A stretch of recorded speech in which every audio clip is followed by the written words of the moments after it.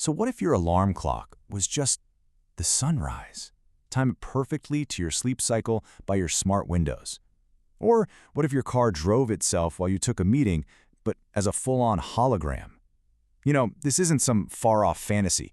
We're going to take a quick jump to the year 2030 and explore 5 predictions from the World Economic Forum that could completely reshape our world, and maybe a lot sooner than you think. So I want you to picture this. It's 2030, you're just waking up, and it's not to some loud, blaring alarm, but to a world that's kind of gently and intelligently coming to life all around you. This isn't science fiction, okay? It's a very real projection of how integrated technology could change our most basic, everyday routines. Okay, so your morning is completely transformed by what's called the Internet of Things. Basically, it's a network where all your smart devices are constantly talking to each other. Your room literally senses you're about to wake up, so your solar-powered windows start to lighten up naturally. You hop in a shower that recycles its own water, an AI assistant gives you the rundown of your day while your fridge is already brewing your coffee. And when it's time to head out, of course, there's a driverless car waiting for you. It's a world built for total, seamless efficiency. And that efficiency, it doesn't just stop at home. It extends right into your workday. On the way to wherever you're going, you can take a call with your team in Shanghai. Except, it's not just a call. Your life-sized holographic image is being projected right there in their innovation center.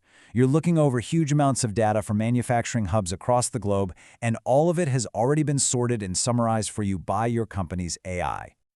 But a vision of 2030 like this doesn't just happen. It's not magic. It's actually built on a foundation of 5 really core technological predictions. So let's dive in and break down the first one, which honestly challenges the very way we see the world.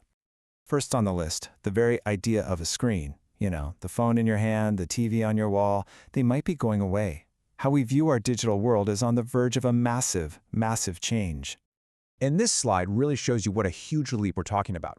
Right now, VR usually means these big, bulky headsets that kind of cut you off from the world. The 2030 prediction is something called light field displays. And I want you to just think of a simple pair of sunglasses that can project incredibly realistic 3D images right onto your retinas. All of a sudden, your digital world is just seamlessly layered on top of the real one. No more looking down at a screen, the information is just right there. And this slide, this captures the unbelievable scale of this disruption. We're talking about a $3 trillion consumer electronics industry getting completely reinvented. And what does that mean?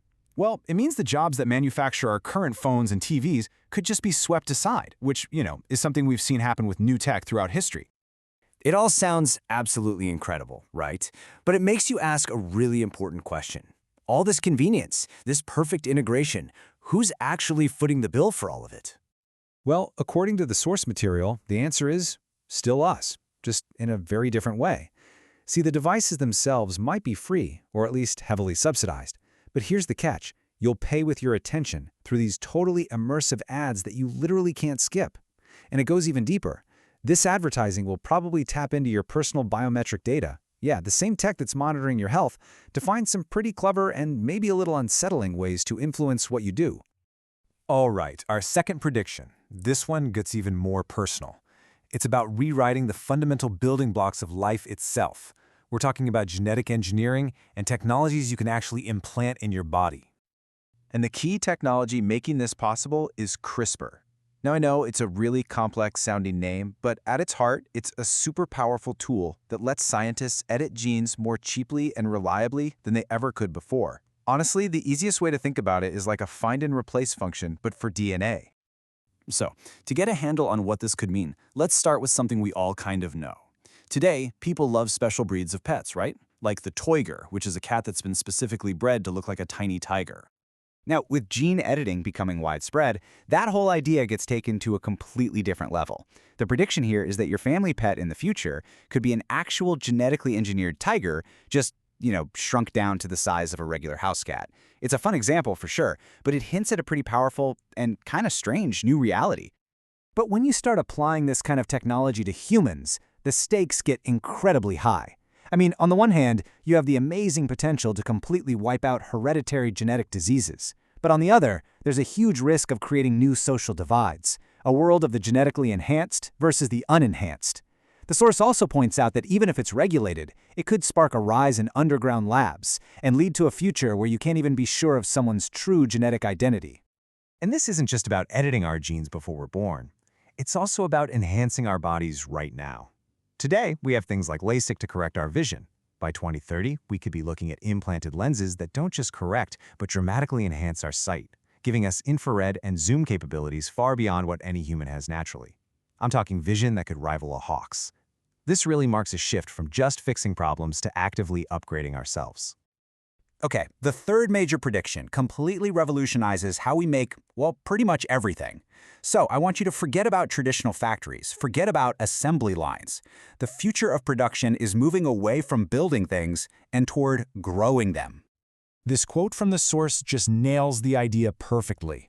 We could be using microscopic organisms, things like bacteria and algae, and programming them to create the materials and products we need, but on a massive scale. They literally become our new factories.